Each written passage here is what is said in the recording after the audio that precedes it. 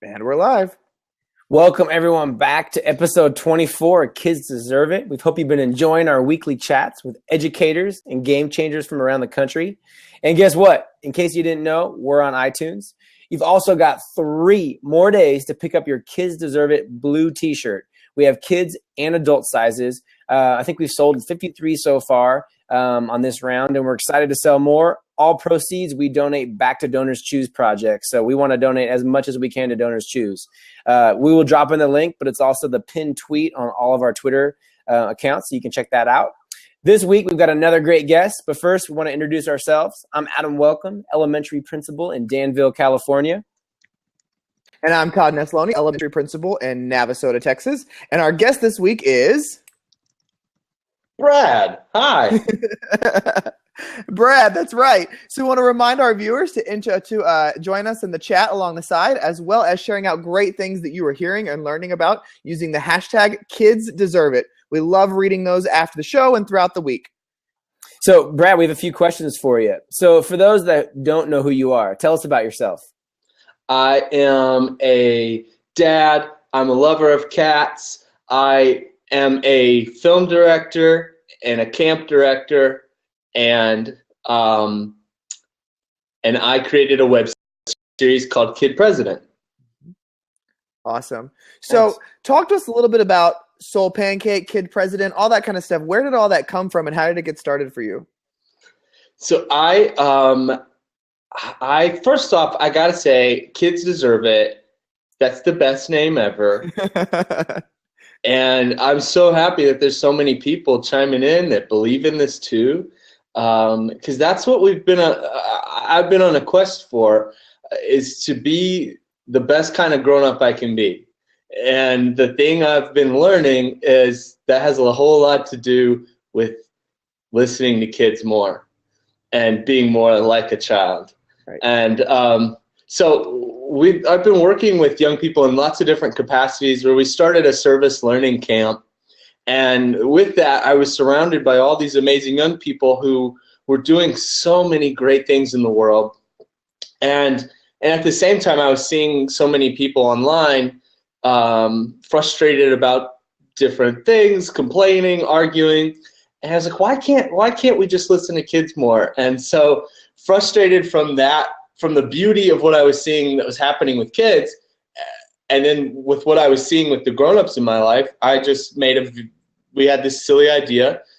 What if we did a web series about a kid who was president? And my little brother-in-law, who's Robbie, who plays Kid President, we've always made like silly things together and had fun. So it wasn't weird that I would be like, hey, put on your Easter suit and let's try this. It was just, oh, okay, like that's Thursday, that's what we're doing. And I didn't think anything of it. We just did it, it was fun.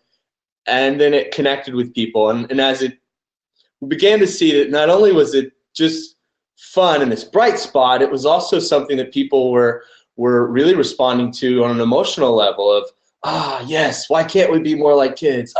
Yes. And then Soul Pancake was started by Rainn Wilson, Dwight from The Office. Great show. Yep. So when you get an email from Rainn Wilson and he's like, hey, I'm Rainn, I was on a TV show called The Office. I'm like, yeah, sure. Yeah. I'm Steve Carell. It's really great. But it was literally him. And he created this space online with some friends because he wanted to put things out that matter, to have a place where people could have conversations about things you don't talk about at the dinner table, like religion and politics.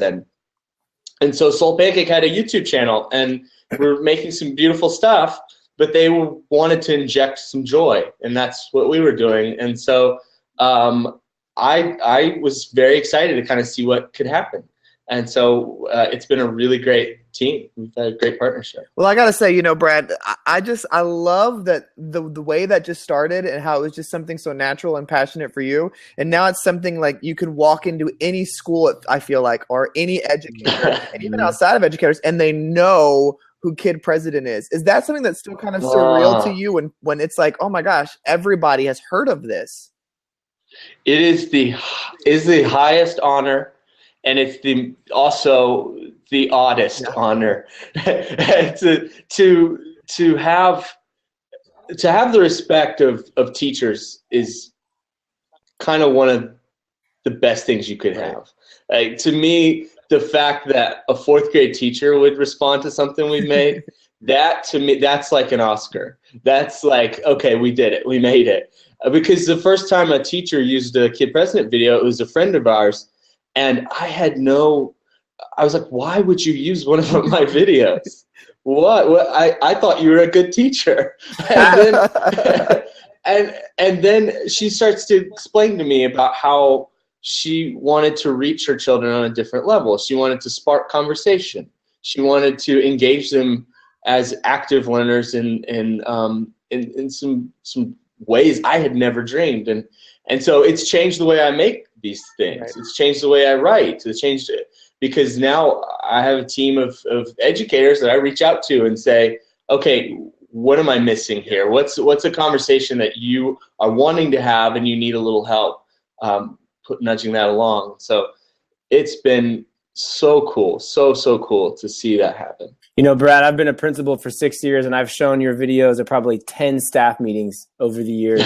And I mean, I can't stop smiling just listening to you. Laughter, I mean, tears, and just conversation. And man, you strike a chord, and it's a great message. We love the Kid President and the Kids Deserve It. But I like what you do with it, though, is how it's not just like these inspirational things. Like there's this humor and this this childlike joy involved in it. Like I love where it like you get them a hot dog, or I mean all these random things that you're like, that's perfect, that's amazing.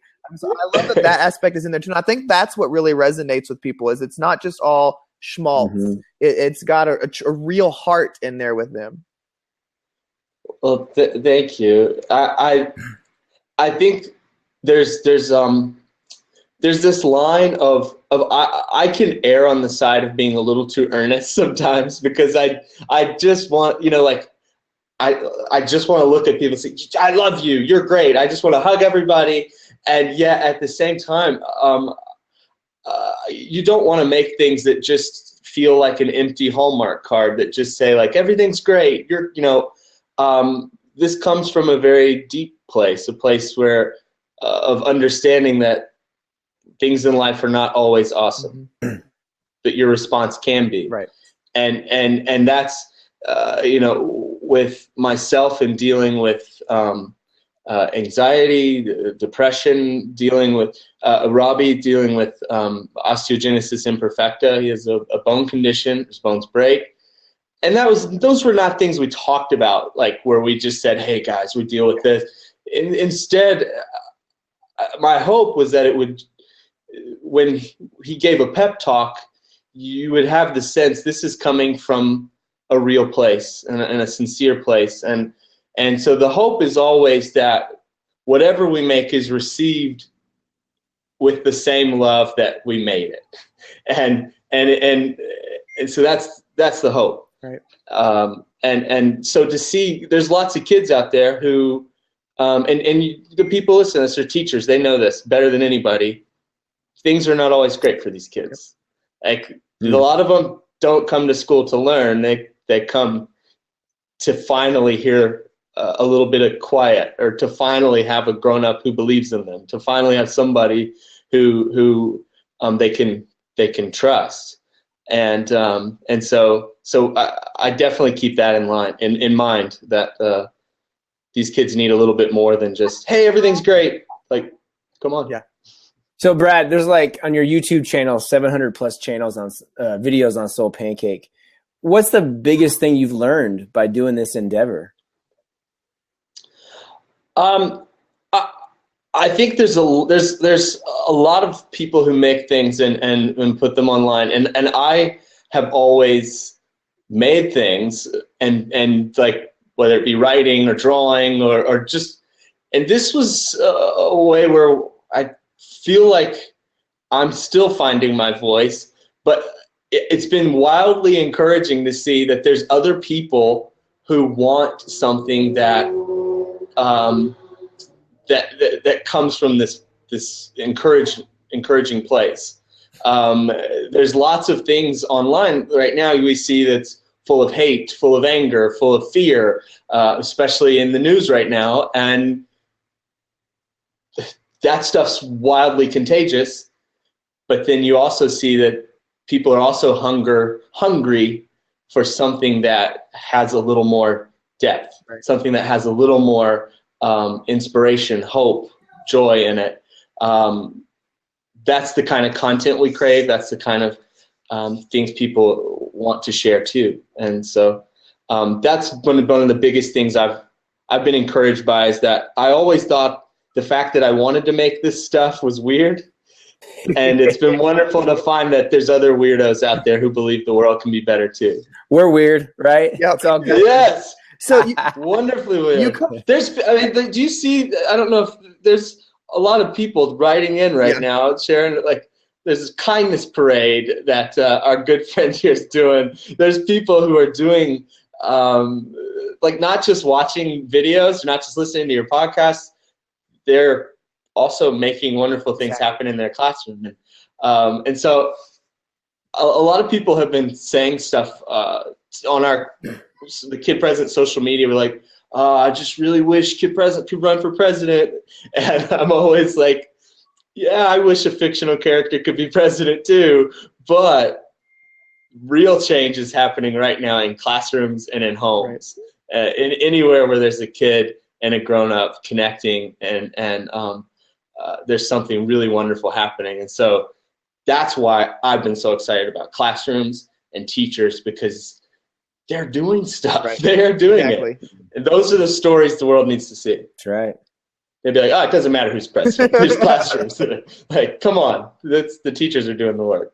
So what do you think is the biggest challenge facing education right now? And how can we face it head on, Brad? That's a loaded question, Adam. Come on. Come on.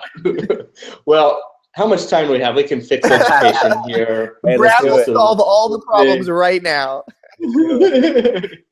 Well, I think one thing I've been seeing, because we've had the honor of visiting so many different learning environments, and there are so many different ways of approaching education, so many different theories and ideas.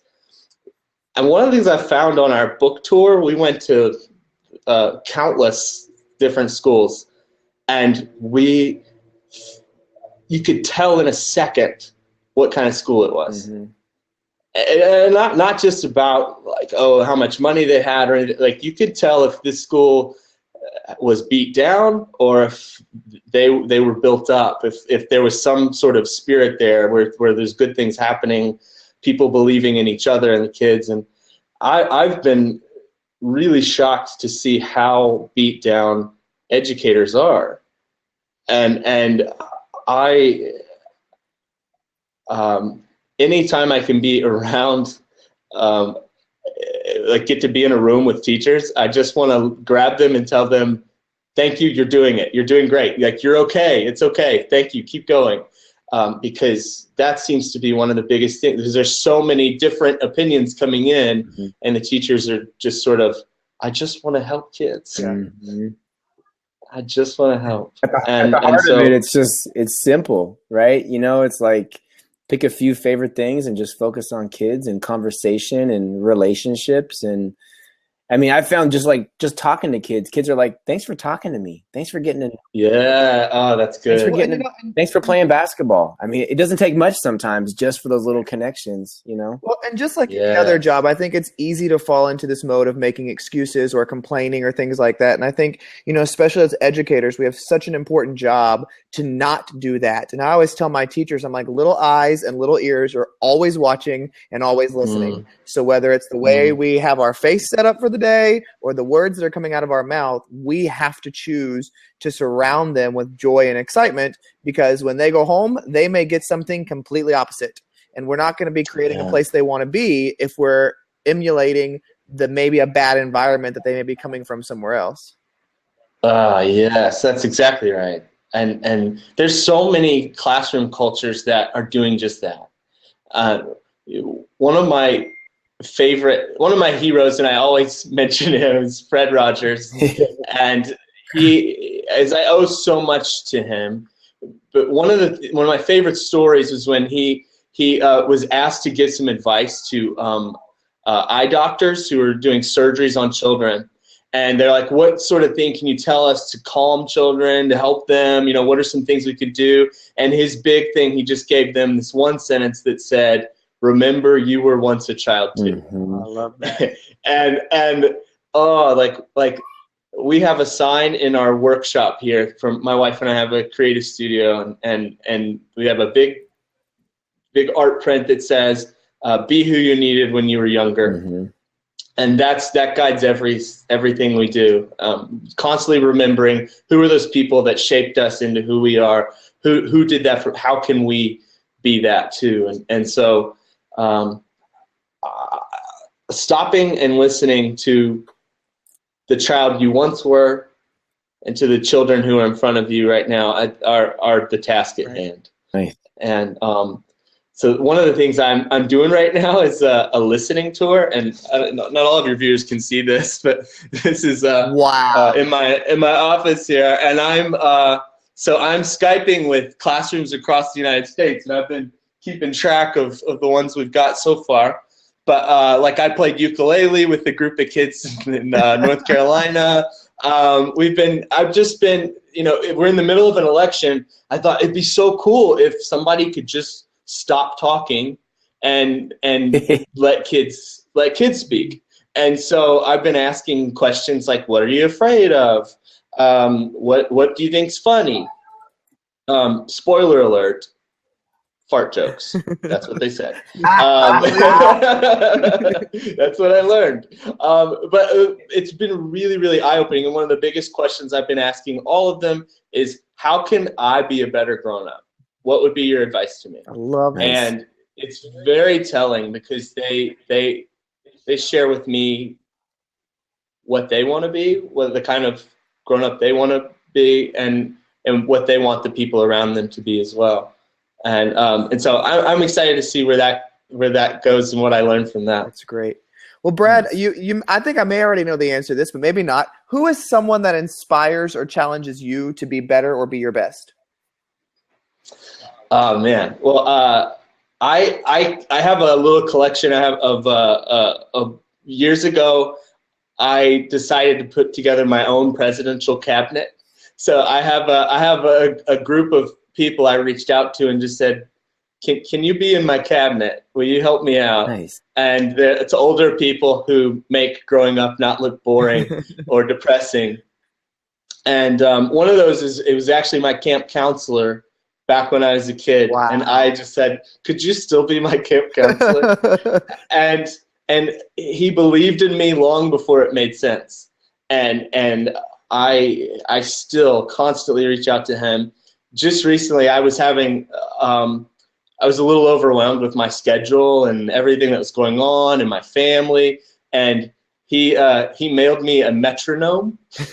It just said, "Praying you find your rhythm." Oh, that's awesome. And I carry it with I have it in my suitcase when traveling today. But yeah, this is the metronome. Nice. That's my camp counselor, man. That's so cool. So those are the people that keep me grounded on what's important. Yeah. Very cool. Very cool. Brett, every week we like our viewers to leave a challenge. What's your challenge for the week? Oh, a challenge. Do they get okay. Man, it's got to be a good one, right? That's right. Okay. We're hoping.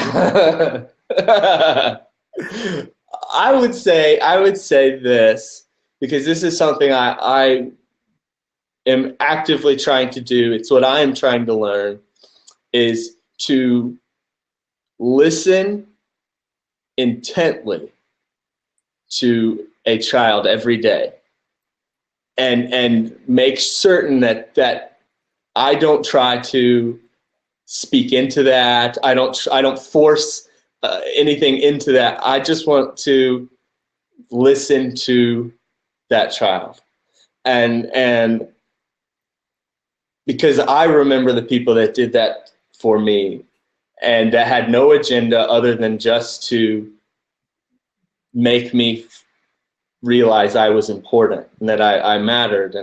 And that unlocked creativity for me. That unlocked me believing that I could do what I dreamed. So that's the challenge. Listen to a child. And I think you guys are already doing that. But if you, I think the exciting thing I would hope for people listening is that it would not just do something for the child that they listen to. I think we would receive something very special, right. A reminder of how much young people have to offer, a reminder of how much just our presence makes their lives a little better. Because we get caught up in what we have to do. Like, I need to do this for them. We got to make this happen. And it's just your presence already makes things more awesome for them. So be there and listen. Nice. Well, we want to thank everyone for watching the show today. And Brad, I want to thank you so much for giving us some time. I know you are super busy and always running around doing great things for kids. And so I just thank you so much for coming on our show and sharing some of your wisdom with us today. So, man, no, I love this community. It's how cool is it that there are people who also believe what you believe, that kids deserve it. There's teachers like Alice out there. Hi, Alice. She's our friend. She's been doing amazing things. And, oh, come on. They're the coolest people. Craig, you're amazing. All these teachers. I hope this community just realizes what you're putting out there is like rocket fuel. Right. I mean, it is like rocket fuel. And each of these educators, just for them to know they're not alone. Good grief. This week, amazing things are going to happen. That's right. Because of you, Todd and Adam. Thank you, Brad. Hey, next week we got a special show with the Gridley girls on. 6 amazing teachers from Wilson Elementary in Gridley, all on the show at the same time. We've never done that before. It's going to be epic. Tune in next Sunday. Thanks so much, everyone. Thank you, Brad. Nice. You're awesome. Thank you.